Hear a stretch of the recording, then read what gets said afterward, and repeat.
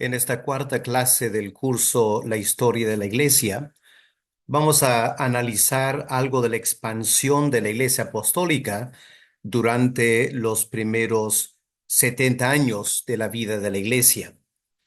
Sería muy interesante poder hacer un análisis minucioso basándonos en el libro de los Hechos, comparando con las cartas de Pablo para trazar en detalle sus viajes y ver cómo creció la iglesia en detalle, pero por falta de tiempo vamos a echar un vistazo a vuelo de pájaro a los 70 años, tratando de analizar los puntos principales acerca de ese crecimiento, esperando que cada creyente pueda hacer un estudio más detallado por sí mismo posteriormente.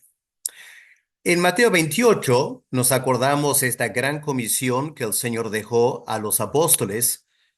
Leemos ahí: Jesús se acercó, les habló diciendo: toda potestad me es dada en el cielo y en la tierra.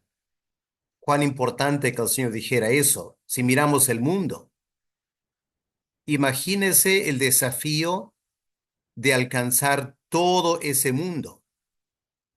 Claro, los apóstoles no se dieron cuenta cuán grande era el mundo en ese tiempo, pero las palabras de Cristo están a la luz de su conocimiento.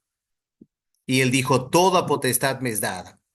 Por tanto, vayan y hagan discípulos a todas las naciones, bautizándolos en el nombre del Padre, del Hijo, del Espíritu Santo, y enseñándoles que guarden todas las cosas que yo les he mandado. Bueno, el Señor Jesús les advirtió que no se fueran de Jerusalén, que no intentaran empezar esta tremenda obra hasta que el poder de lo alto viniera sobre ellos. Por eso leemos en Hechos: cuando venga el Espíritu Santo sobre ustedes, recibirán poder, el poder para cumplir esta gran comisión, y serán mis testigos. Noten aquí las cuatro regiones: en Jerusalén, en toda Judea, en Samaria y hasta los confines de la tierra. Pueden mirar el mapa aquí para tener una idea de lo que el Señor estaba diciendo en ese momento. Ahora, hay que ser muy honestos aquí y preguntarnos: ¿los apóstoles realmente sabían cómo lo iban a hacer? ¿Acaso se sentaron para desarrollar una estrategia misionera? La verdad es que no. Eran neófitos en las misiones. Y lo que vamos a ver es que durante el primer siglo, el verdadero propulsor de las misiones no fueron los apóstoles, sino el Espíritu Santo. Ahora, en el segundo siglo, uno de los apologistas de la iglesia, Justino Mártir, escuchen cómo él resume la obra de los apóstoles, donde pone el énfasis en lo que ellos hicieron. En su primera apología, él escribe: de Jerusalén salieron 12 hombres por todo el mundo. Eran personas comunes, no tenían mucha facilidad de palabras. Sin embargo, por el poder de Dios, noten eso, por el poder de Dios, proclamaron a cada raza humana que fueron enviados por Cristo para enseñar la palabra de Dios. Ahora, a todas luces, el crecimiento de la iglesia es uno de los grandes milagros de Dios.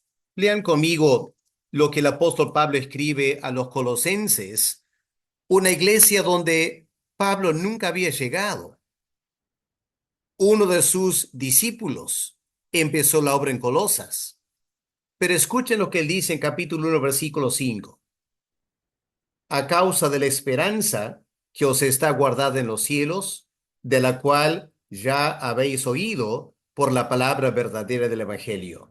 Y noten esto, que ha llegado hasta vosotros en Colosas, así como a todo el mundo, Qué tremendas palabras de Pablo. Y lleva fruto en todo el mundo, y crece también en vosotros, desde el día que oísteis y conocisteis la gracia de Dios. Y si vamos a Romanos, el capítulo 15, escuchen el corazón de este tremendo misionero del primer siglo, responsable por mucho del crecimiento de la iglesia en esa época. Él dice lo siguiente, Romanos 15, versículo 15, mas os he escrito, hermanos, en parte con atrevimiento, como para hacerles recordar por la gracia que de Dios me es dada, para ser ministro de Jesucristo a los gentiles, ministrando el evangelio de Dios, para que los gentiles les sean ofrenda agradable, santificado por el Espíritu Santo. Noten ese concepto de la misión que Pablo tenía. No era solo plantar iglesias, no era solo ver gente convertida. Había algo sagrado aquí, que los gentiles le sean al Señor una ofrenda agradable. Es más, que los gentiles de un contexto de paganismo sean una ofrenda santificada por el Espíritu Santo. Y luego Pablo continúa diciendo, versículo 18, no os haría hablar sino de lo que Cristo ha hecho por medio de mí. Pablo no se jacta de sus grandes logros. No, Pablo dice, Cristo lo ha hecho. Y lo detalla el versículo 19. Qué impresionante este versículo. Con potencia de señales y prodigios, en el poder del Espíritu de Dios. Y aquí habría que notar un mapa. De manera que desde Jerusalén y por los alrededores hasta Ilírico, todo lo he llenado del Evangelio de Cristo. De Jerusalén hasta el norte de Grecia, el país de Albania, Ilírico. No solo ha predicado en algún lugar, sino que todo lo he llenado del Evangelio de Cristo. Y en versículo 23, él añade, pero ahora, y lo dice casi con tristeza, ¿no es cierto? No teniendo más campo en estas regiones. Él está hablando de hoy en día varios países. El apóstol Pablo, con la gracia de Dios, evangelizó varios países y no está para jubilarse. Pablo dice, deseando desde hace muchos años ir a ustedes en Roma, cuando vaya a España, iré a vosotros. O sea, Pablo pone su mirada en el extremo occidente del imperio, España, Campos Blancos, y quiere ir a través de Roma. Ahora, en esta clase lo que queremos contestar es esta pregunta. ¿Cómo ocurrió este tremendo crecimiento de la iglesia durante apenas 70 años? ¿Qué factores facilitaron el crecimiento de la iglesia?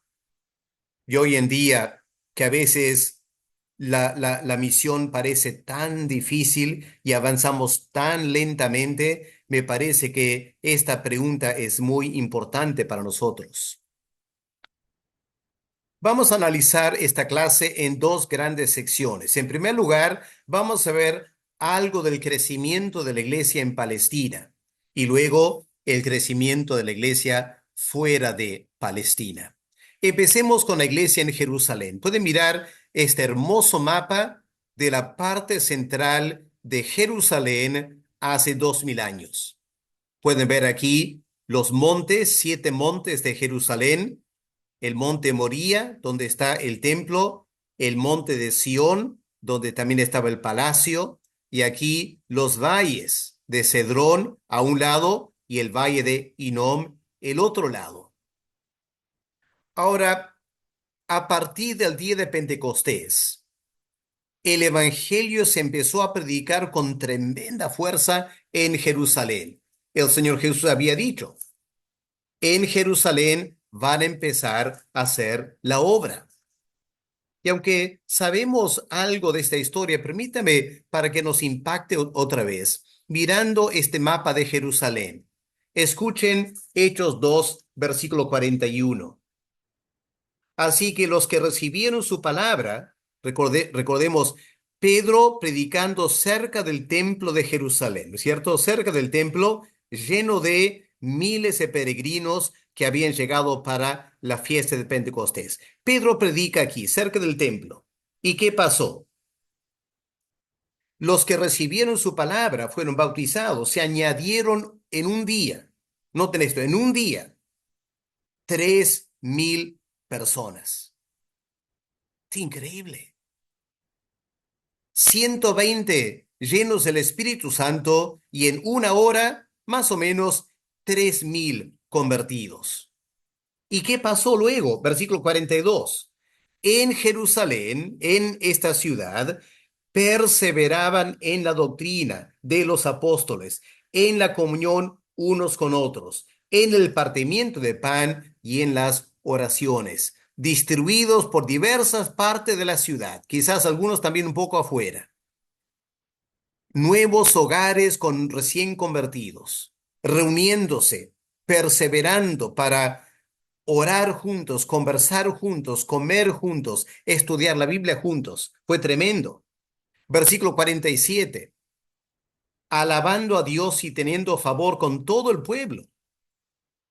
Y como había ese fervor espiritual, leemos, el Señor añadía cada día a la iglesia los que habían de ser salvos. Ahora, ojo, no había campañas evangelísticas, no había nada organizado, pero el Señor se encargó por el testimonio, por la vivencia de los creyentes, el Señor se encargó cada día añadir a la iglesia. Vamos al capítulo 4, versículo 4. Pero muchos de los que habían oído la palabra creyeron, y el número de varones, ya sin contar las mujeres o los jóvenes, el número de los varones era ahora como 5.000. ¿Y cómo era su vida? Versículo 31. Cuando hubieron orado juntos, el lugar en que estaban congregados tembló, y todos fueron llenos del Espíritu Santo. Hablaban con denuedo la palabra de Dios. Versículo 33. Y con gran poder. Noten esa frase. Con gran poder los apóstoles, y se supone los demás creyentes también, daban testimonio de la resurrección del Señor Jesús, y abundante gracia era sobre todos. Vamos al capítulo 5. Seguimos todavía en Jerusalén, en esta ciudad que pueden ver aquí. Por la mano de los apóstoles se hacían en Jerusalén muchas señales y prodigios, y estaban todos unánimes en el pórtico de Salomón. Así que el templo de Salomón aquí es donde se concentraba la reunión. ¿Se imaginan? Cada día iban al templo y cada día veían nuevos creyentes, escuchaban testimonios. Tremendo lo que Dios estaba haciendo. ¿Y qué pasó? Había un gran respeto, ¿no es cierto? Versículo 13 de Hechos 5. De los demás, ninguno se atrevía a juntarse a estos miles de cristianos en el templo. Pero el pueblo, los judíos no convertidos, los alababa grandemente. Ahora uno se pregunta, ¿y por qué los alababa? Bueno, los alababa en primer lugar por su fervor espiritual. Los alababa porque estaban ahí orando todos los días. Los alababa porque conversaban de la Biblia, de las cosas de Dios. Tremendo testimonio. Versículo 14. Y los que creían en el Señor aumentaban más, gran número ahí en Jerusalén, así de hombres como de mujeres, tanto que sacaban los enfermos a las calles. Miren este mapa. Claro, estaría lleno de calles entre las casas, ¿no es cierto? Y la gente sacaba a los enfermos a las calles, los ponía en camas para que al pasar Pedro, a lo menos la sombra de Pedro cayese sobre algunos de ellos. Y aun de las ciudades vecinas, muchos venían a Jerusalén, muchos, trayendo enfermos y atormentados de espíritu, y todos eran sanados. Y finalmente, capítulo 6, versículo 7, se sobreentiende, ¿no? En esos primeros meses crecía la palabra del Señor, el número de los discípulos en Jerusalén se multiplicaba grandemente y también muchos de los sacerdotes obedecían a la fe. Y hermanos, esto nos hace pensar que en esta ciudad que unos meses antes habían crucificado al Mesías, el Señor trató de limpiar el templo, los líderes lo rechazaron. Y ahora aquí están estos seguidores, los apóstoles del Señor, predicando en esa misma ciudad, a la misma gente. Solo que ahora el ambiente es totalmente diferente. El Espíritu Santo está obrando y miles de personas se están convirtiendo. Hay un derroche del poder de lo alto y la ciudad de Jerusalén tremendamente impactada. De esta manera, la iglesia en Jerusalén vino a ser la iglesia madre, ¿no es cierto? Ahora, en capítulo 8 empieza la persecución de Saulo de Tarso y los apóstoles que hacen. En capítulo 8, versículo 1, leemos que toda la iglesia, miles de personas, se esparcieron de Jerusalén, menos los apóstoles, ellos quedaron en Jerusalén. ¿Y por qué quedaron? Porque era la iglesia madre. Ellos estaban a cargo de la iglesia, tenían que supervisar el crecimiento de la iglesia. Por eso, en Hechos 8, cuando el evangelio llega a los samaritanos, se envía un reporte a Jerusalén y los apóstoles tienen que tomar decisiones, envían a Juan y a Pedro para ver qué está pasando en Samaria. Y luego, en Hechos 11, versículo 22, el reporte de la iglesia en Antioquía llega a la iglesia en Jerusalén y la iglesia en Jerusalén asume responsabilidad por la obra en Antioquía y envía a Bernabé para que él pueda ver qué está pasando en Jerusalén, en Antioquía, perdón. Y en capítulo 9, cuando hay un alto en la persecución, muy interesante ver la tarea pastoral del apóstol Pedro, saliendo de Jerusalén a las zonas aledañas, específicamente la región de Judea. Miren en Hechos 9, versículo 31. Entonces las iglesias tenían paz por toda Judea, Galilea, Samaria. Todas estas iglesias eran edificadas andando en el temor del Señor. Se acrecentaban fortalecidas por el Espíritu Santo. Pero ¿quién estaba a cargo? Los apóstoles. Y por eso leemos en versículo 32. Aconteció que Pedro, visitando a todos. Qué tremendo trabajo de Pedro. A todas estas iglesias en Judea, en Galilea, en Samaria.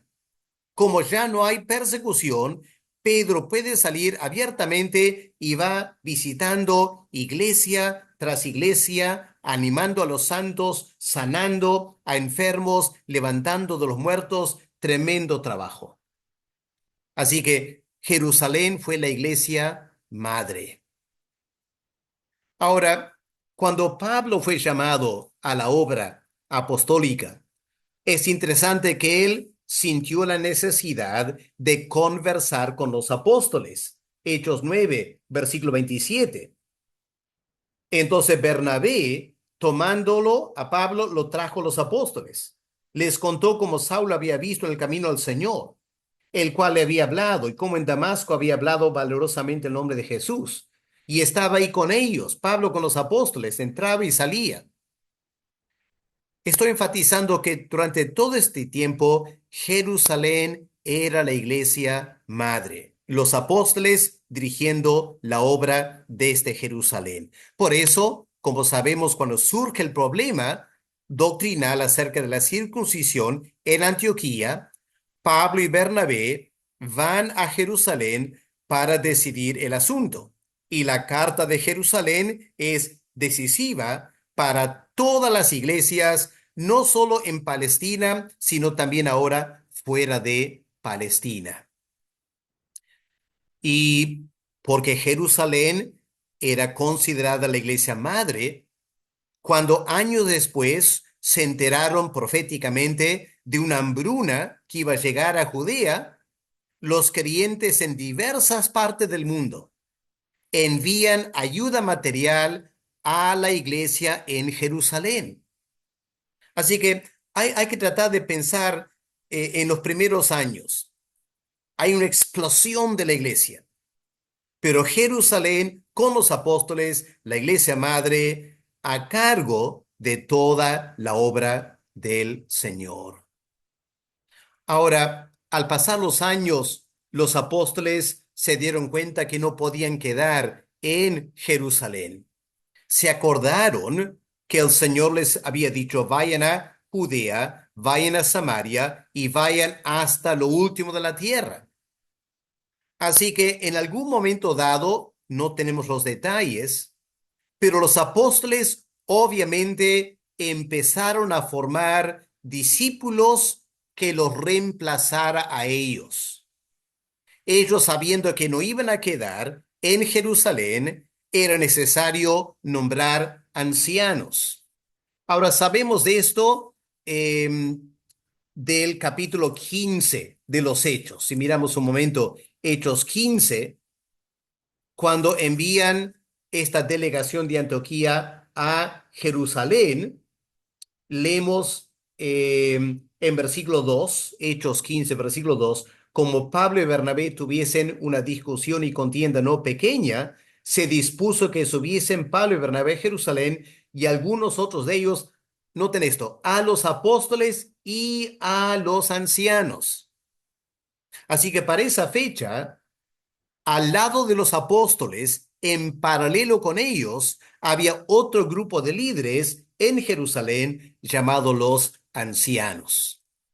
Y parece que el presidente de los ancianos, el principal de los ancianos, fue un hombre llamado Jacobo, uno de los hermanos, medio hermanos del Señor Jesús. Por eso leemos en Hechos 12, eh, bueno, no está aquí, Hechos 15 y el versículo 13. Aquí tenemos una referencia a Jacobo, versículo 13. Cuando ellos, es decir, Pablo, Bernabé, otros apóstoles, igual y con Simón Pedro, cuando todos ellos callaron, Jacobo respondió. Ahora este Jacobo es uno de los ancianos, ¿ya? Lo conocemos más como Santiago, el autor de esa carta de Santiago, pero era el hermano del Señor Jesús. Miren, en Gálatas, el capítulo 1 y el versículo 19, para notar la importancia de Jacobo en la iglesia en Jerusalén. Gálatas 1, 19. Bueno, versículo 18. Después, pasado 3 años, subí a Jerusalén para ver a Pedro y permanecí con él 15 días, pero no vi a ningún otro de los apóstoles, sino a Jacobo, el hermano del Señor. Así que tenemos que ir captando esta idea. Los apóstoles se dan cuenta que aunque la obra en Jerusalén ha crecido enormemente, ellos no van a quedar ahí. Ellos tienen que salir. Van preparando líderes. Y uno de los líderes que destacó fue este Jacobo, un hermano del Señor Jesús. Interesante la historia, indica que él tuvo el apodo de el justo por la forma estricta que él guardaba la ley de Dios. Era todo un judío. Claro, creyente obviamente, pero valoraba su nacionalidad judía. Y fue gracias a su testimonio que la iglesia en Jerusalén se consolidó en tiempos muy difíciles. ¿Se acuerdan que para el año 70 la ciudad fue destruida, la ciudad de Jerusalén? En los últimos años antes había guerras, hambrunas, eran tiempos muy difíciles. Pero Jacobo fue el ancla de la iglesia en Jerusalén. Lamentablemente, poco antes de la destrucción de la ciudad, por el año 69, este hombre Jacobo, el anciano presidente de la iglesia en Jerusalén, fue ejecutado por órdenes del nuevo sumo sacerdote llamado Ananías, quien era el líder de la secta de los saduceos. Así que en primer lugar vemos algo del crecimiento de la iglesia en Jerusalén. Ahora pasemos a la zona de Judea. Aquí en este mapa pueden ver la ciudad de Jerusalén, capital de la región de Judea, la región romana de Judea. Pueden ver aquí un montón de ciudades y pueblos en toda la zona montañosa de Judea. Había mucha población y el evangelio tenía que llegar a ellos también. Ahora, ¿cómo llegó el evangelio a los de Judea? En primer lugar, a través del día de Pentecostés. Si miramos en Hechos 2, el versículo 9, noten este detalle aquí, que en Jerusalén, el día de Pentecostés, había partos, medos, elamitas, los que habitamos en Mesopotamia, en Judea y en Capadocia y en el punto. Así que menciona lugares lejanos, pero también menciona Judea. Habían muchos de Judea en Jerusalén el día de Pentecostés. Entre los 3.000 que se convirtieron, obviamente habría gente de esta región de Judea. ¿Y qué pasó? Bueno, poco después, como vivían cerca, salen de Jerusalén, van a su pueblo llevando el evangelio. Ahora, dado que Jerusalén era la capital de Judea, muchas personas que no habían estado en Jerusalén el día de Pentecostés fueron en otros momentos y ahí conocieron el evangelio escuchando el testimonio en la ciudad de Jerusalén. De esa manera había bastante contacto entre la región de Judea y la ciudad de Jerusalén. Por eso leemos en Hechos 5, versículo 16. Veamos otra vez ese versículo. Aún de las ciudades vecinas, muchos venían a Jerusalén. Aquí está Jerusalén. ¿Cuáles serían las ciudades vecinas? Todas estas ciudades de Judea. Muchos iban a Jerusalén, llevando a los enfermos, escuchaban el evangelio y se convertían. Por eso la iglesia en Judea recibe este tremendo crecimiento, pero aún más todavía cuando se desata la persecución por Saulo de Tarso, porque leemos en Hechos 8, el versículo 2, versículo 1. Y Saulo consentía en su muerte de Esteban. Y en aquel día hubo una gran persecución contra la iglesia que estaba en Jerusalén. Y todos fueron esparcidos. ¿A dónde? Por las tierras de Judea y de Samaria, salvo los apóstoles. Así que cuando salieron de Jerusalén por la persecución a vivir en los pueblos aledaños, llevaron con ellos el evangelio, compartieron el evangelio y obviamente a partir de Hechos 8, Judea se empieza a evangelizar en una forma tremenda. Pero luego también viene la extensión de la iglesia a Samaria. Jesús había dicho, prediquen en Jerusalén, en Judea y en Samaria. Leemos en Hechos 8, versículo 4. Los que fueron esparcidos iban por todas partes anunciando el evangelio, principalmente en Judea. Pero miren este detalle, versículo 5. Entonces Felipe, descendiendo a la ciudad de Samaria, les predicaba a Cristo también. Ahora, aquí detengámonos un momento. ¿Por qué es importante notar esto de Samaria? Recordemos que los apóstoles eran judíos. Según lo que lo que los apóstoles preguntan en Hechos 1:6, en su mente, el evangelio, el reino de Dios, era solo para Israel. Por eso en Jerusalén predicaban a judíos. En Judea predicaban a judíos. La verdad, hermanos, es que no parece que los apóstoles tenían mucho interés en predicar a los samaritanos. ¿Quiénes eran los samaritanos? Eran los descendientes de una mezcla entre judíos y paganos que ocurrió después del cautiverio del Reino del Norte. Pueden leer ahí en 2 Reyes 17. Para el tiempo de Cristo, los samaritanos tenían su propio templo donde adoraban. No había mucho contacto entre ellos porque los judíos odiaban, despreciaban a los samaritanos. Y la verdad, hermanos, es muy triste. Aunque el Señor Jesús ordenó a los apóstoles, prediquen en Jerusalén, en Judea, en Samaria, no habían llegado a Samaria. Ahora, ¿dónde queda Samaria? Pueden mirar el mapa aquí. Aquí está Jerusalén, aquí está Judea, ya evangelizada. Aquí al norte estaba Samaria, la región de Samaria que los judíos no tenían mucho contacto. Ahora, es importante recordar, el día de Pentecostés no hubo samaritanos en Jerusalén. Ellos no escucharon el evangelio. Así que la pregunta es, ¿cómo iban a escuchar?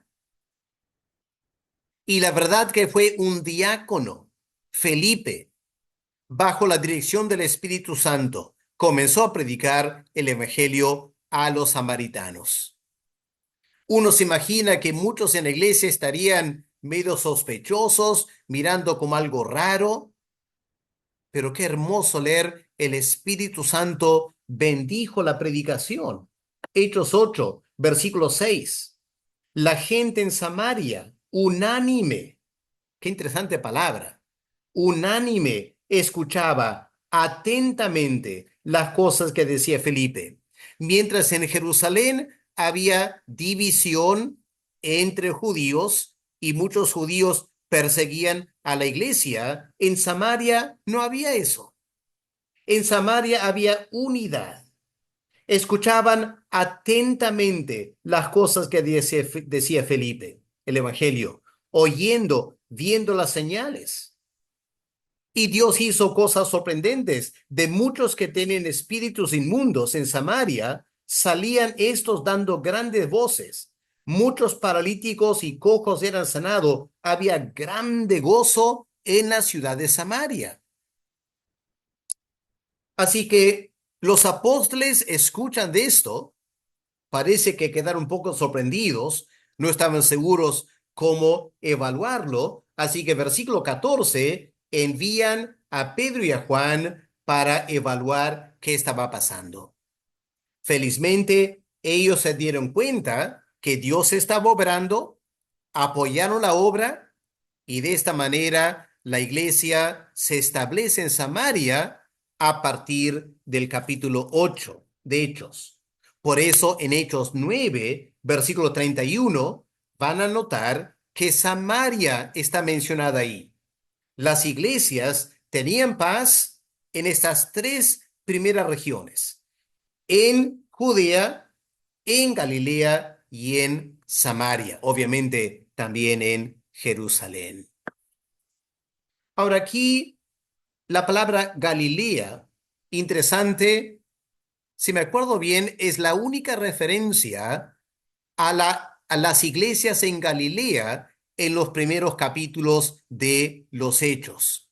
Ahora aquí está otra vez el mapa, Jerusalén aquí abajo, si pueden ver el cursor, Samaria al norte y más al norte Galilea. Ahora, Galilea fue la zona donde el Señor Jesús pasó casi todo su tiempo predicando el Evangelio. Y es interesante que en la Gran Comisión, Cristo ordena, prediquen en Jerusalén, prediquen en Judea, prediquen en Samaria y luego hasta los fines de la tierra. Recordemos que Galilea se llama Galilea de los gentiles. Así que probablemente en la mente del Señor, Galilea estaba incluido en hasta los fines de la tierra. Pero no leemos mayores detalles. ¿Quién llevó el Evangelio a Galilea? Seguramente gente del día de Pentecostés. pero los hechos no nos dice ningún detalle de la predicación del Evangelio en Galilea, pero sí sabemos que se establecieron iglesias en Galilea. Así que todo eso es la iglesia creciendo en Palestina. Pero ahora tenemos que mirar mucho más allá de Palestina, porque Cristo dijo hay que predicar hasta los fines de la tierra. El día de Pentecostés había gente de todos los rincones de la tierra en Jerusalén, judíos, prosélitos en Jerusalén. Y aquí hay un mapa mostrando las diversas regiones de donde llegaron a Jerusalén el día de Pentecostés. Obviamente, esos nuevos creyentes llevaron el evangelio a esos lugares y durante el primer siglo la iglesia se establece en todo el imperio romano. Aquí pueden ver la parte rosada, es la parte donde habían más cristianos. Obviamente Jerusalén en Judea, luego hacia el norte todo lo que era Damasco, Antioquía, Tarso, la zona que Pablo predicó, las giras misioneras yendo hacia Grecia y luego Roma y el apóstol Pablo mismo yendo hacia España a predicar. Y por el norte de África también se extendió el evangelio y aún hasta Etiopía. Así que si miramos este mapa y pensamos cuántos países hay ahí y cómo la iglesia en 70 años, con tan pocos recursos materiales, con un liderazgo sin grandes títulos teológicos, gente muy común y corriente, llevaron el evangelio y se estableció hasta los fines de la tierra. Ahora, empecemos considerando la iglesia fuera de Palestina entre judíos y prosélitos. Ahora, el evangelio llegó fuera de la frontera de Palestina muy pronto. Eh, ahora, los que vivían fuera de Palestina eran conocidos como la diáspora o los judíos de la dispersión. Aquí tenemos que notar tres grupos de judíos, y a veces los confundimos en nuestras mentes. Había judíos que vivían en Palestina, eran de habla aramea, eran conservadores, vivían la cultura judía. Luego habían los judíos que vivían fuera de Palestina, conocidos como los judíos de la diáspora. Por lo general, hablaban griego y tenían muchos elementos de la cultura griega. En tercer lugar, habían prosélitos. Un prosélito es un gentil convertido a la fe judía que se había circuncidado si era varón y ahora estaba viviendo obedeciendo la ley de Moisés. Así que tres grupos de judíos, incluyendo los prosélitos. Ahora, empecemos con la predicación el día de Pentecostés. Ese día, los que escucharon la prédica de Pedro eran judíos mayormente de la dispersión, algunos prosélitos también. Y pueden leer la lista de los lugares en Hechos 2 del 9 al 11, poniendo cada lugar en el mapa. Así que de los 3.000 convertidos, muchos eran de fuera de Palestina y unas semanas o meses después vuelven a sus lugares llevando la fe cristiana con ellos. De esa manera, el evangelio se esparció por muchas partes del Imperio Romano. Ahora quiero que noten, los apóstoles no lo planificaron. Pedro y los apóstoles no dijeron, vamos a aprovechar el día de Pentecostés y este día vamos a tener una campaña evangelística y vamos a alcanzar a mucha gente y ellos van a llevar el evangelio lejos de Palestina. Eso no fue lo que pasó. Lo que pasó fue que estaban simplemente orando. No estaban planificando nada, estaban orando. Cuando de repente el Espíritu Santo vino sobre ellos y el Espíritu le impulsa a Pedro a predicar.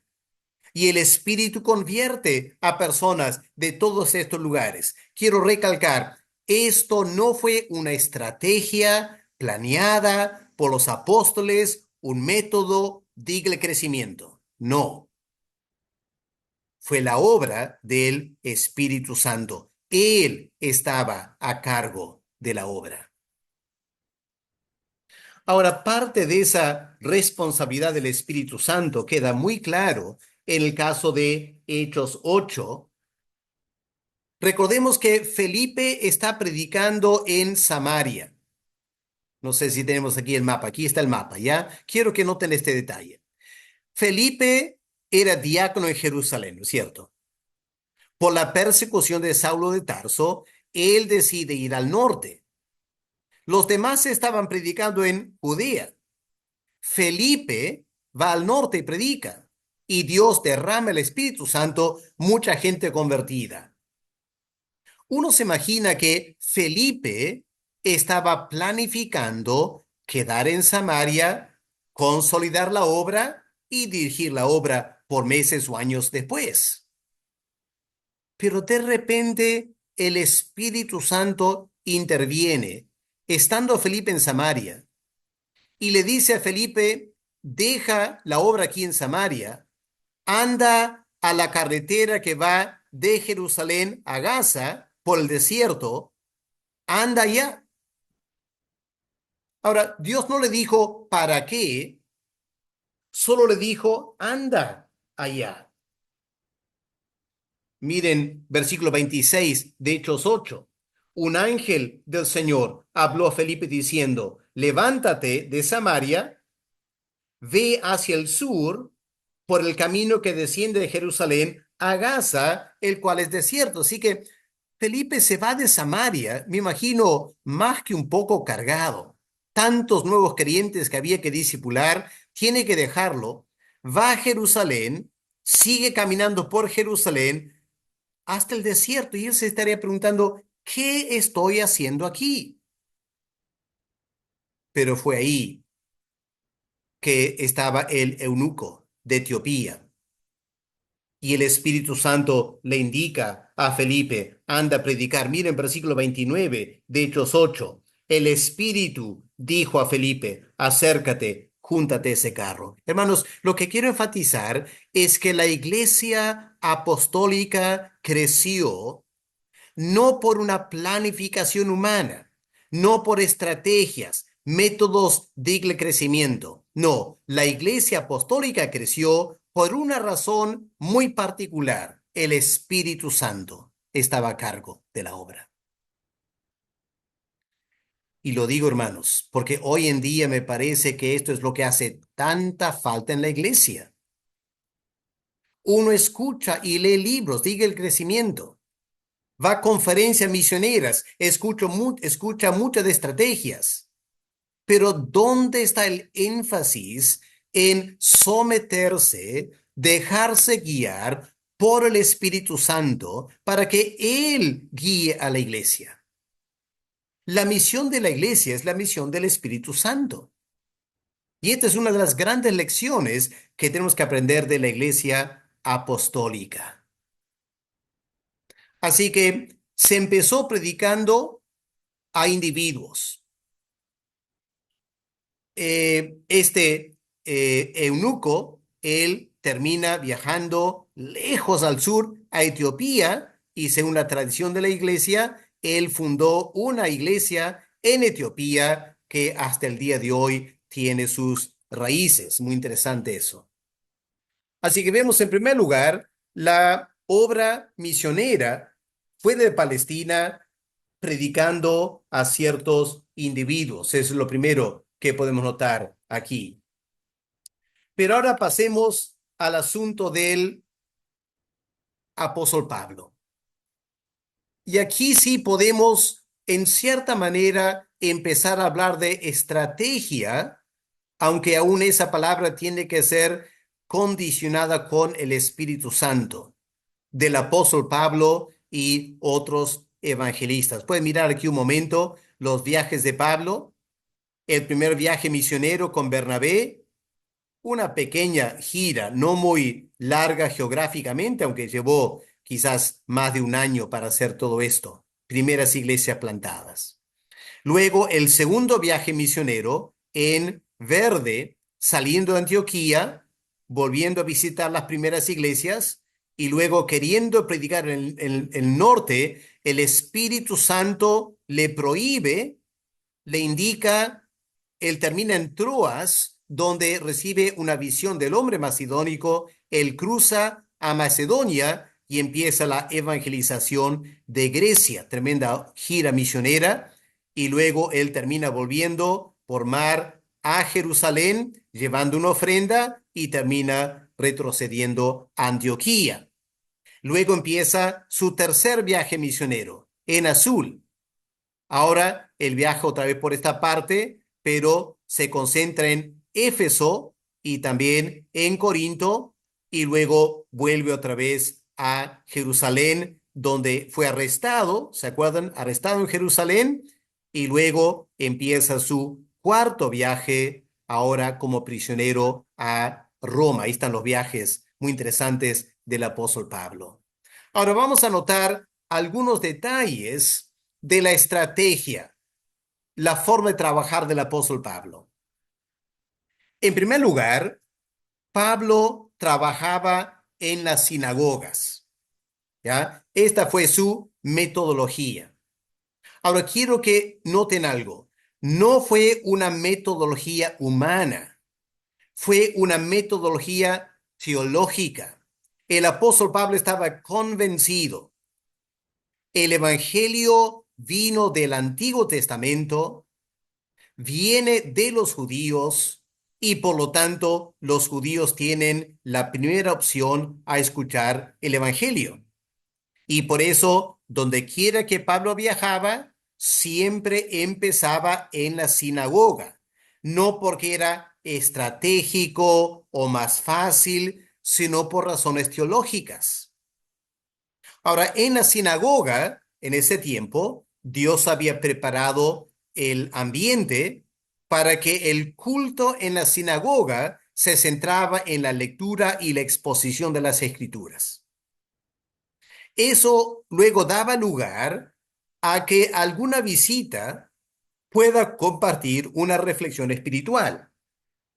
Ahora, quiero notar con ustedes cómo Lucas enfatiza esto, ¿ya? Rápidamente miren, Hechos 13, versículo 5. Empezando la primera gira misionera, llegados a Salamina, anunciaban la palabra de Dios en las sinagogas. Versículo 14. Pasando de Pergue, llegaron a Antioquía de Pisidia, entraron en la sinagoga. Capítulo 14, versículo 1. Aconteció en Iconio que entraron juntos en la sinagoga de los judíos. Capítulo 16, versículo 13. No había una sinagoga en Filipos, así que Pablo sale donde se reunían algunos prosélitos, parece, y ahí predica al aire libre. Hechos 17, versículos 1 al 3. Pasando por Anfípolis y Apolonia, llegaron a Tesalónica, donde había una sinagoga. Y Pablo, como acostumbraba, esta fue su práctica, por 3 semanas discutía con los judíos en la sinagoga. Versículo 10, en Berea. Inmediatamente los hermanos enviaron de noche a Pablo hasta Berea. Habiendo llegado, entraron en la sinagoga de los judíos. Vamos al capítulo 18, versículo 4. En Corinto, discutía en la sinagoga todos los días de reposo, persuadía a judíos y a prosélitos. Luego en Éfeso, capítulo 19, versículo 8, entrando Pablo en la sinagoga. Queda claro, hermano, ¿no es cierto? Pablo siempre empezaba en la sinagoga, no por una simple estrategia humana, no porque pensaba es la forma más fácil de empezar, sino por razones teológicas. aún sabiendo que muchas veces lo iban a rechazar. Pablo empezaba con la sinagoga. En segundo lugar, notamos que Pablo en sus viajes predicaba en las ciudades grandes, donde había una mayor población y había más receptividad al evangelio. Ahora, en los lugares rurales, a veces era más fácil quedar para transeúntes, era más difícil quedar para transeúntes y la gente era más conservadora. En las grandes ciudades había mucho más libertad para radicar y para predicar. Y por eso Pablo quedó durante toda su vida misionera, Pablo quedó más tiempo en dos grandes ciudades. 1 año y medio en Corinto y 3 años en Éfeso, ambos centros comerciales de gran importancia. ¿Dónde predicaba Pablo aquí? Bueno, predicaba a veces en el aire libre, a veces en los mercados, a veces en donde los filósofos se reunían, el Areópago, también en casas alquiladas para enseñar. Hechos narra todo eso. Pero Pablo también tenía como metodología predicar casa por casa. Cuando él escribe o cuando él habla a los ancianos de Éfeso, él dice en Hechos 20, versículo 20, nada que fuese útil, el ruido de anunciaros y enseñaros públicamente, aire libre, lugares de conferencia, etcétera, y por las casas. Así que cuando alguien se convertía, sea esposo, esposa, hijos, Pablo aprovechaba para buscar que fuera invitado a esa casa. Y en esa casa Pablo trataba de predicar y ganar toda la casa, sabiendo que una casa entera, mamá, papá y los hijos, se ayudarían mutuamente y la obra crecería. Así que Pablo trabajaba de esa manera, predicando casa por casa. Otra cosa interesante es que el apóstol Pablo procuraba establecer iglesias misioneras. Él enseñaba a los creyentes, ustedes tienen que compartir el evangelio. Por ejemplo, he mencionado que Pablo nunca fue a Colosas, pero mirando el mapa, Colosas queda cierta distancia de la ciudad de Éfeso. Así que parece que en Éfeso, un hombre llamado Epafras se convierte. Epafras era de Colosas y Pablo envía o anima a Epafras ir a Colosas y predicar el evangelio allá. En Tesalónica, como sabemos quizás, Pablo establece una iglesia donde los hermanos tan entusiastas en evangelizar que a pesar de la persecución, ellos se encargan, quizás eran comerciantes, a salir por toda la zona aledaña, predicando en toda la zona de Acaya el evangelio. Y Pablo también, como parte de su metodología, él buscaba campos blancos. Él no quería predicar donde otros ya habían predicado. Su llamado era ir a campos blancos para que el evangelio siga expandiendo. Si él trata esto en Romanos, el capítulo 15.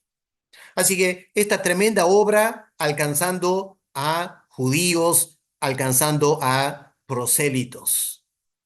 Pero en todo este obrar empieza también la iglesia entre los gentiles.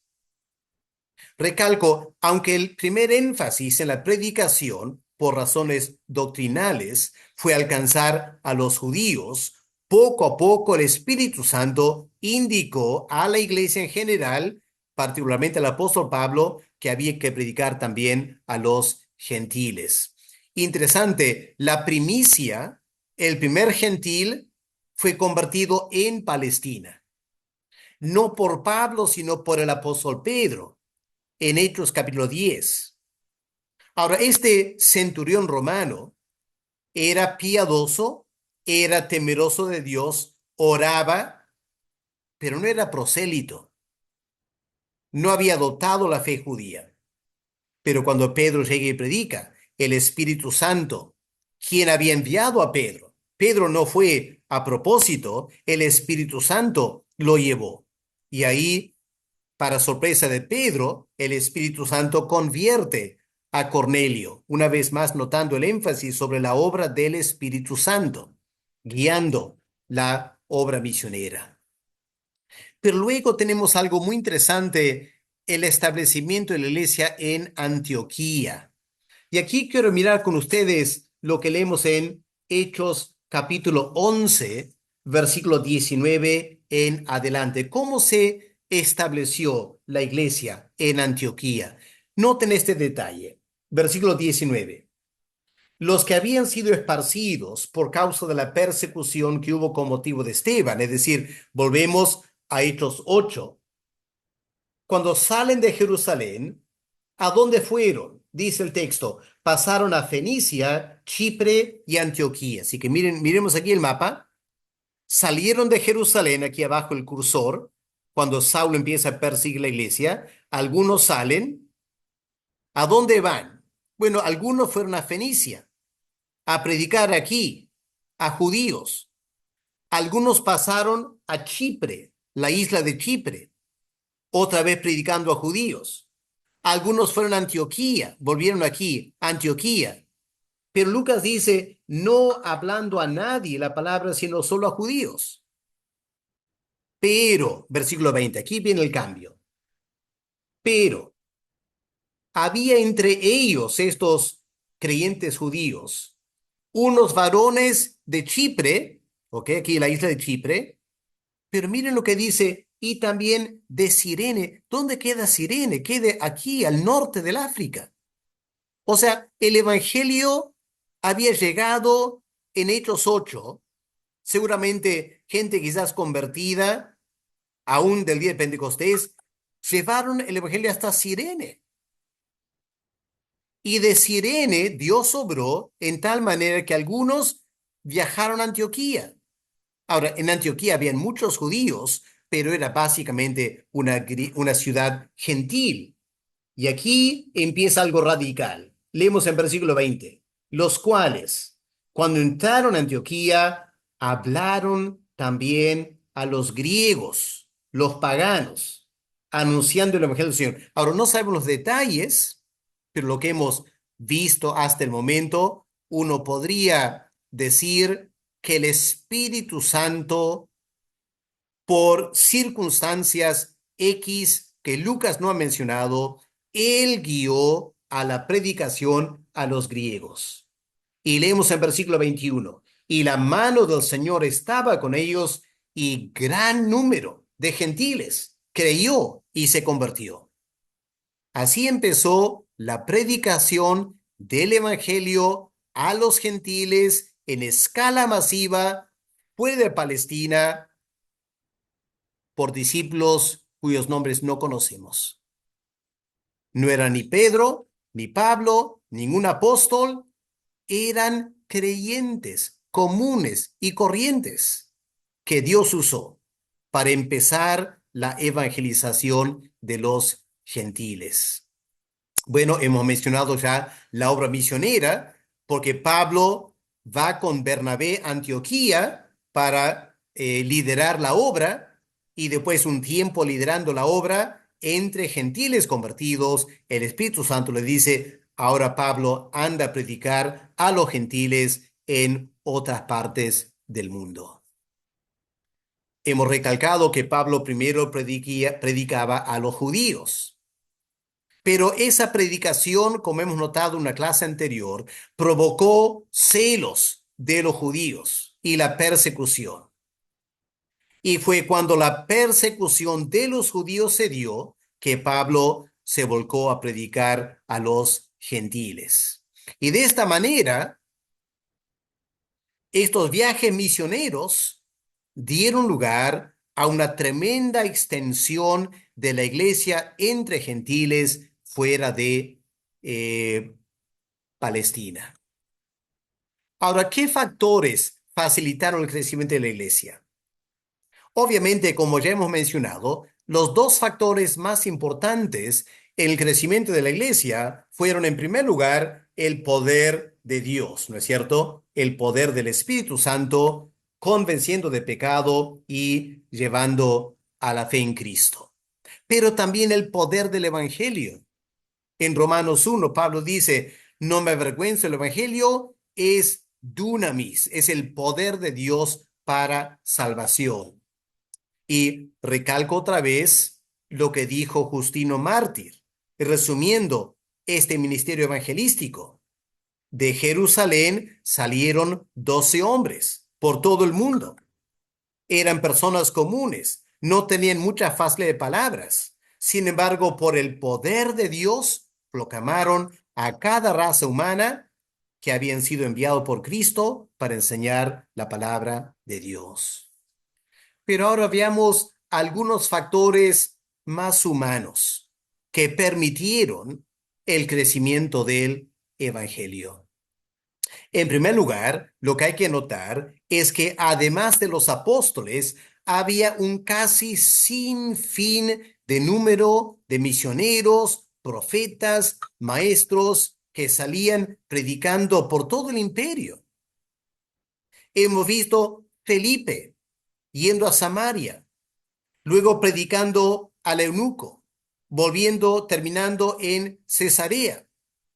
Hemos visto estos creyentes que salieron de Jerusalén, van a Chipre, van a Cirene, luego viajan a Antioquía. Y hermanos, cuando leemos con cuidado el libro de los Hechos, nos vamos a dar cuenta, había una enorme cantidad de personas que el Espíritu Santo convirtió y les dio una tremenda carga para predicar. Es interesante, si vamos al último capítulo de Romanos, el capítulo 16, cómo Pablo termina esta carta a una iglesia que él no conocía. Pablo no había llegado a Roma, pero fíjense la cantidad de gente en Roma que Pablo conoce. Y en esa lista de personas hay claramente obreros y obreras. Pablo menciona Trifena y Trifosa, dos hermanas que trabajan en el Señor juntamente con la amada Pérsida, versículo 12. Les animo que lean esa lista de personas, vean cuántos compañeros de trabajo tenía el apóstol Pablo.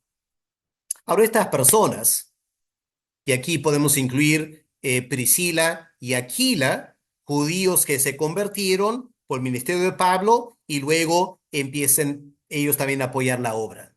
Estas personas testificaban con sus labios, obviamente, pero también con sus vidas. Porque vamos a ir viendo en la historia de la iglesia que en los primeros siglos, una de las razones principales por la cual la iglesia creció no fue la tremenda predicación elocuente de los predicadores, no, fue la vida transformada. Estos nuevos creyentes, especialmente gente convertida al paganismo, tenían vidas ejemplares.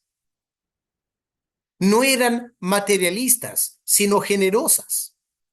Manifestaban una tremenda coinonía entre ellos. No eran independientes cada uno por su lado. El evangelio transformó sus vidas. Estaban llenos de gozo. Perseveraban en el evangelio.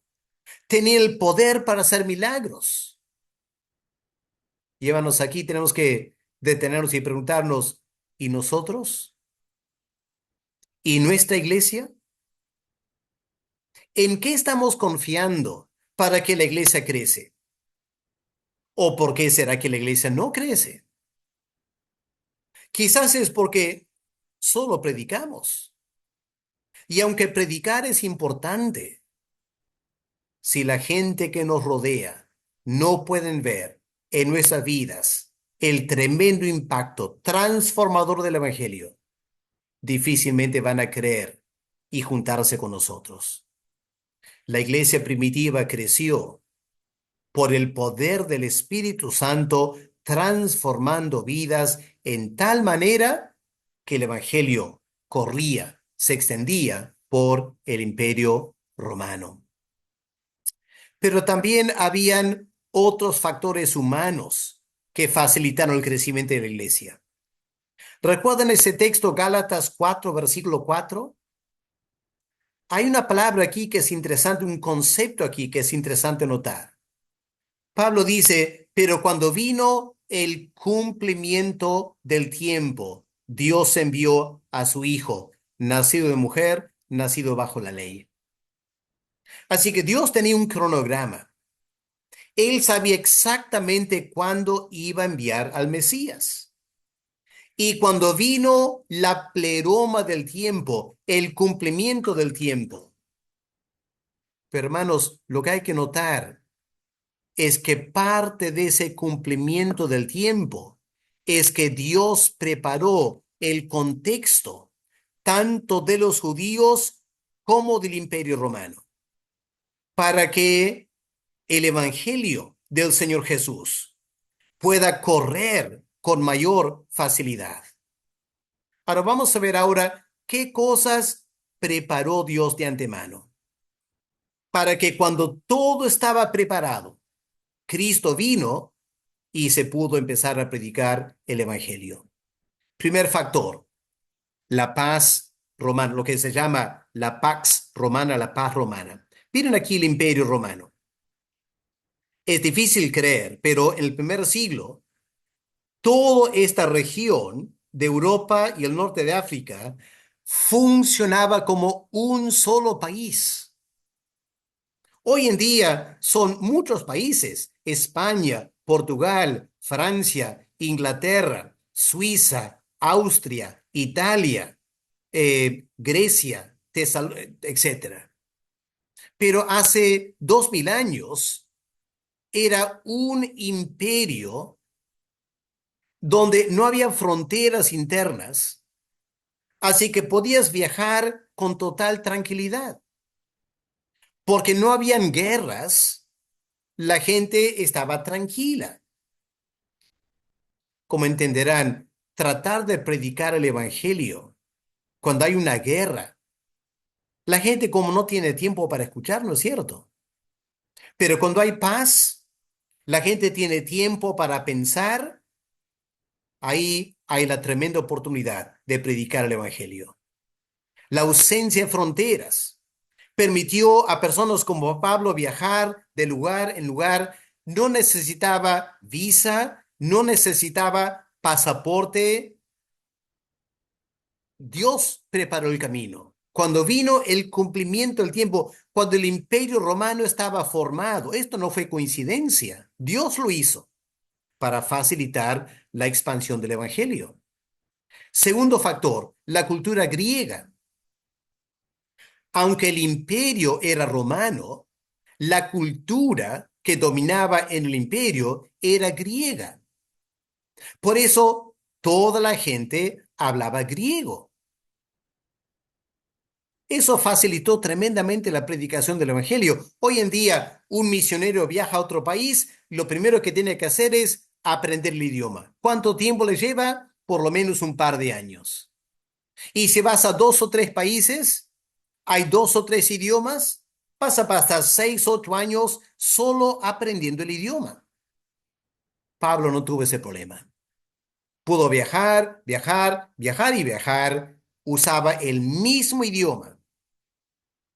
Dios preparó eso. Cuando vino el cumplimiento del tiempo y todos hablaban griego, Dios envió a su Hijo. Y luego de la muerte de Cristo, el Evangelio corre por el imperio romano. Otro aspecto de la cultura griega era la enorme cantidad de dioses. Pero para el primer siglo, muchos de los antiguos pensadores como Platón y Aristóteles se habían burlado de los dioses paganos, los habían criticado por su mal comportamiento y dijeron lo siguiente: escuchen esto, no es que los seres humanos se degradaron tanto que abandonaron a sus dioses, sino que los dioses griegos se degradaron tanto que los seres humanos los abandonaron a ellos. Así que en el primer siglo había una tremenda apertura al concepto de un solo Dios. Estaban buscando a tientas, aún los filósofos, ese único Dios, un Dios con un carácter digno de honrar, un Dios con un comportamiento digno de adorar. La cultura estaba preparada para el mensaje de los apóstoles. La fe judía también fue otro factor.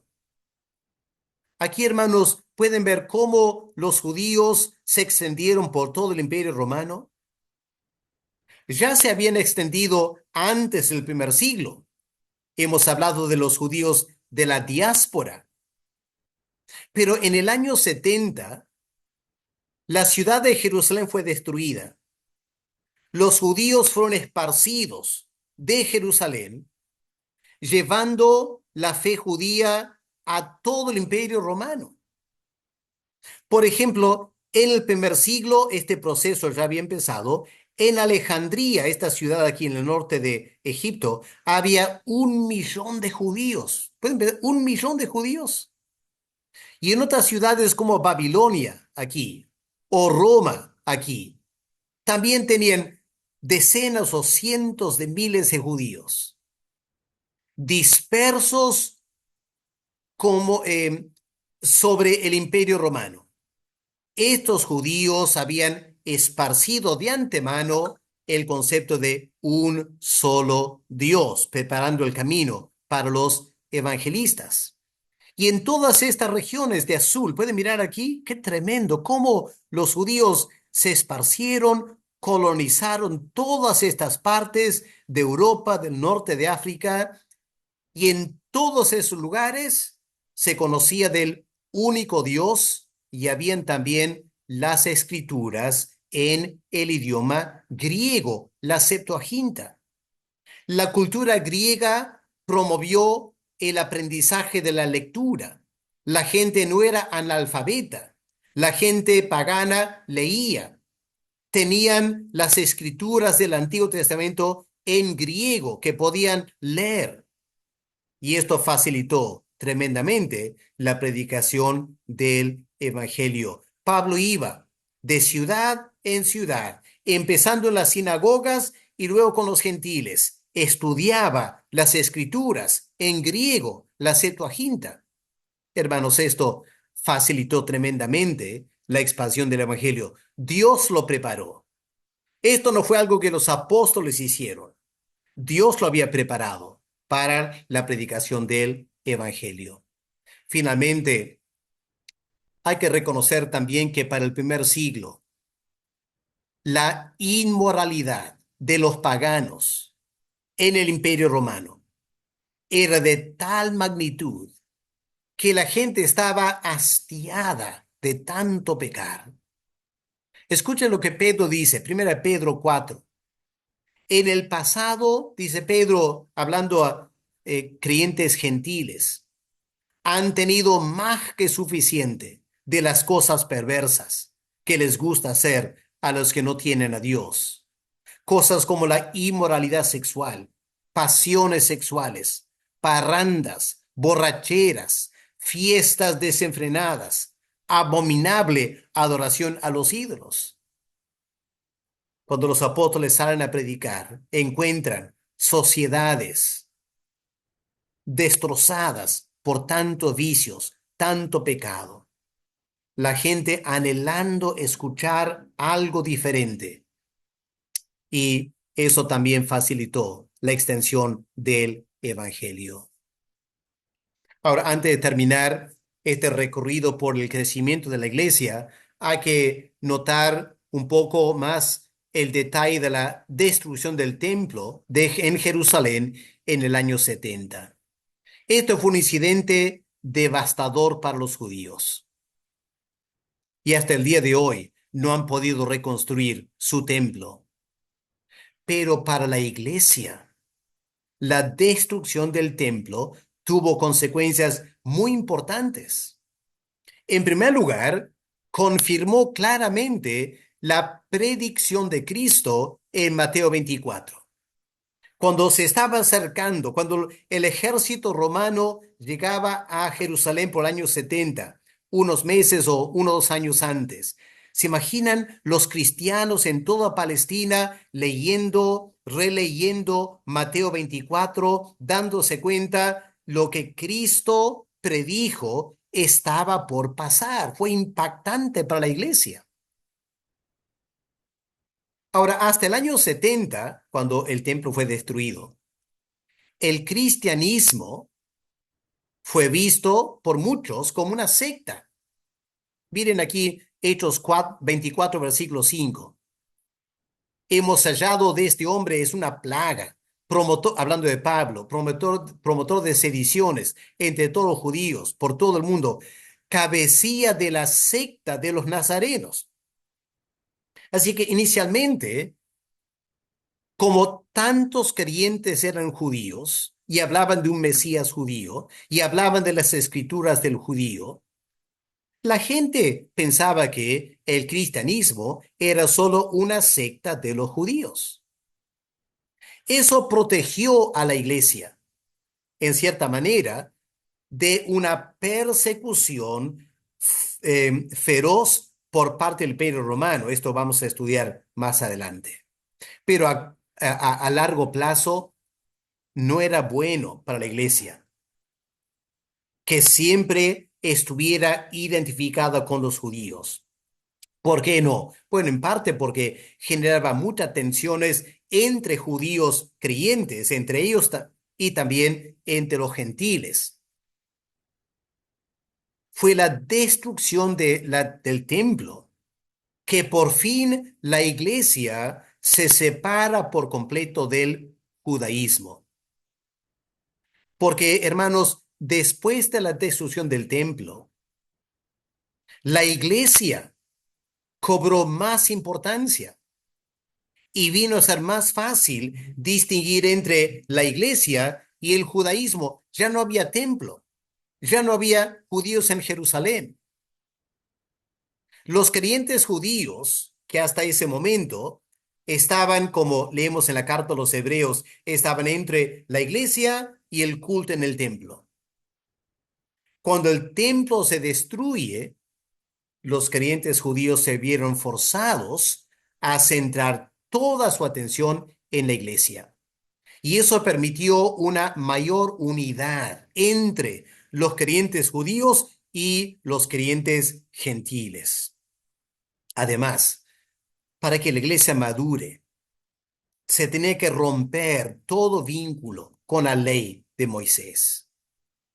Y cuando el templo es destruido, la iglesia por fin se desliga por completo de todas las ceremonias judías para centrar su vida en la adoración a Cristo y el estudio de la palabra de Dios.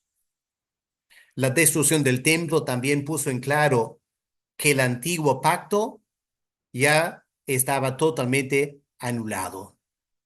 Escribiendo a los hebreos, el autor dice, el antiguo pacto está en camino a ser anulado. Cuando el templo fue destruido, marcó el fin por completo del antiguo pacto. Ahora, el nuevo pacto de Cristo entra a relucir con todas las implicancias doctrinales del nuevo pacto, un tema que vamos a estudiar en la siguiente clase. Al mismo tiempo, fomentó el estudio de los evangelios y las cartas apostólicas, relegando a un segundo plano el estudio del Antiguo Testamento. También la destrucción del templo permitió a los cristianos destacar las enseñanzas de Cristo y afirmar algo que fue muy chocante, que la ciudad de Jerusalén fue destruida porque los judíos crucificaron al Mesías. Claro, eso molestó mucho a los judíos. Y a partir de ese momento, los judíos introducen en el culto en la sinagoga oraciones de maldición sobre cristianos judíos. Y eso marcó la ruptura final de la iglesia con el judaísmo. Otro impacto de la destrucción del templo fue la disminución de la importancia de Jerusalén. Al comienzo de esta clase destaqué que Jerusalén fue la iglesia madre. Por años controlaba la iglesia. Y la verdad es que hasta el año 70 después de Cristo, la sede de toda la iglesia era Jerusalén. La mente de Pablo, no importa dónde Pablo iba, su mente iba a Jerusalén. Los apóstoles se habían quedado en Jerusalén. Las decisiones importantes tomadas en Jerusalén. Ahora, esta centralización de la fe cristiana en Jerusalén no facilitaba la expansión mundial de la iglesia. Y fue la destrucción del templo y la destrucción de Jerusalén que permitió por fin la descentralización de la iglesia.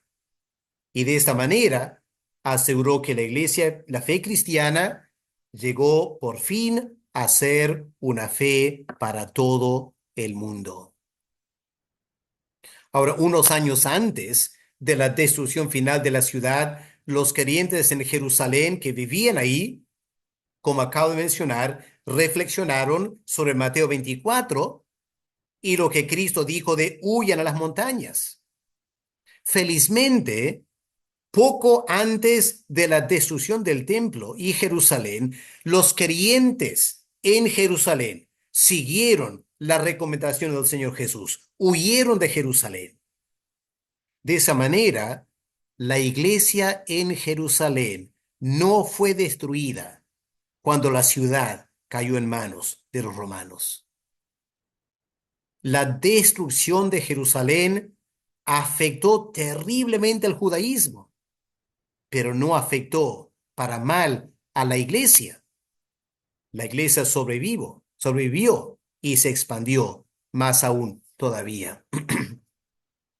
Y fue después de la destrucción del templo que los creyentes comienzan a evangelizar en forma más agresiva todavía. Los creyentes judíos especialmente elevaron su mirada al resto del mundo. Podían ver que había una enorme tarea que cumplir.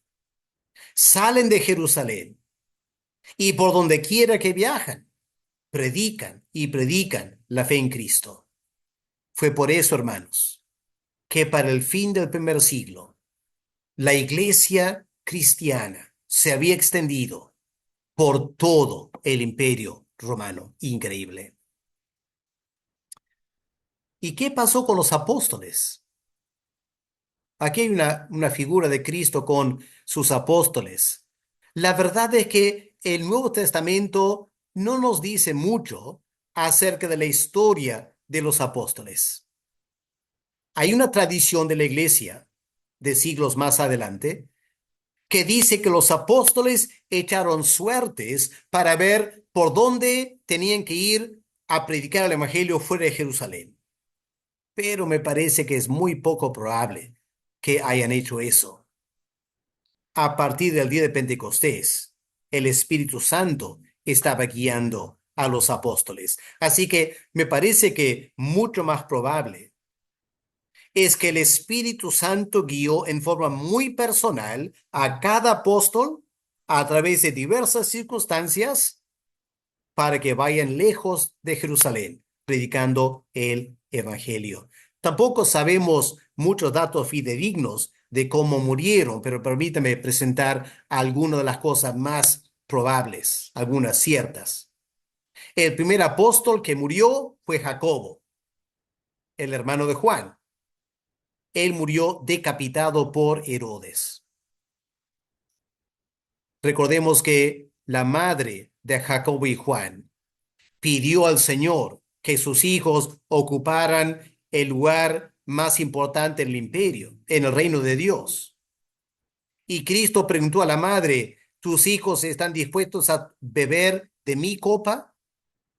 Y la mujer, sin mayor pensamiento, claro que sí, dijo. Bueno, Cristo tomó su palabra en serio. El primer hijo murió a una temprana edad, decapitado por Herodes. Hechos 12.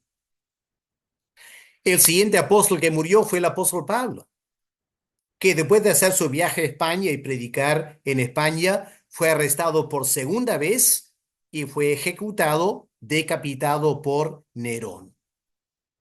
Más o menos por la misma fecha, Pedro, que había predicado en toda Asia Menor a los judíos, al final Pedro viajó a Roma cuando Pablo también estaba ahí, y bajo las órdenes de Nerón, Pedro fue ejecutado. Según la tradición de la iglesia, él murió, como la imagen indica, crucificado, pero crucificado de cabeza, porque según la tradición, él dijo, no soy digno de morir en la misma manera que mi Señor murió. El apóstol Juan, él se estableció también en Asia Menor, predicando a los gentiles en Éfeso. Él fue arrestado por otro emperador, Domiciano, fue llevado a Patmos, luego parece que fue puesto en libertad y él murió tranquilamente en Éfeso. Qué contraste con su hermano Jacobo. Jacobo, muerto por Herodes. Juan, su hermano, una muerte tranquila, casi 100 años después. ¿Qué de los demás apóstoles? Hay una tradición que dice que el apóstol Tomás, como era el hombre que dudaba, él asumió el desafío de viajar lejos, pasando por Parto hasta llegar a la India. Así que lejísimos, parece que fue a la India y estableció una iglesia que hasta el día de hoy se llama la iglesia de San Tomás. Andrés, el hermano de Pedro, él fue a evangelizar a los escitas por el norte del Mar Negro, ahora Rusia. Felipe, él predicó por el norte de África.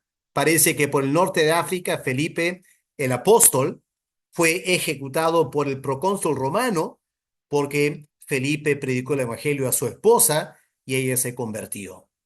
Y hay tradiciones que dice que Mateo predicó primero por Persia, por esta zona por aquí, y luego fue a predicar en Etiopía.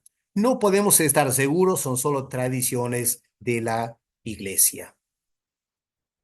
Es difícil corroborar esas tradiciones. Lo que sí podemos estar seguros es lo siguiente. Cada apóstol dedicó su vida a predicar el evangelio lejos de Jerusalén. Es cierto, pasaron los primeros años en Jerusalén hasta más o menos el capítulo 11, 12, hasta el 15, digamos, de los Hechos.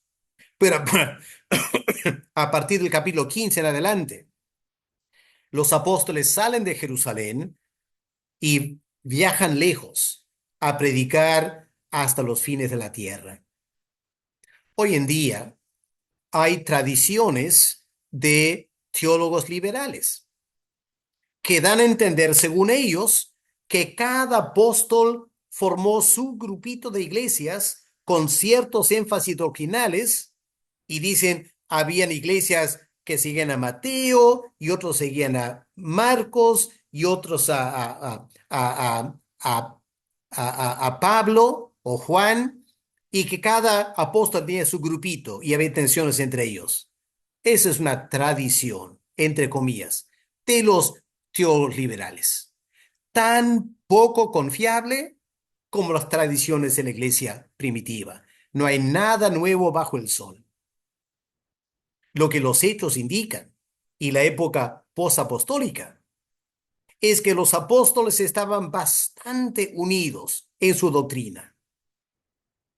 Y hay que descartar este concepto de los liberales, de que cada apóstol formó su grupo de iglesias y había muchas peleas entre ellos. No hay ninguna evidencia de eso. Es una invención de los liberales. Los apóstoles no quedaron formando su grupito de iglesias. No, se fueron lejos de Jerusalén, cada uno por su lado, predicando el evangelio del Señor Jesús. Bueno, aquí tenemos los primeros 70 años de la iglesia cristiana. Pueden notar, es una historia fascinante y recién estamos empezando. En los siguientes 200 años, la iglesia cristiana creció mucho más todavía.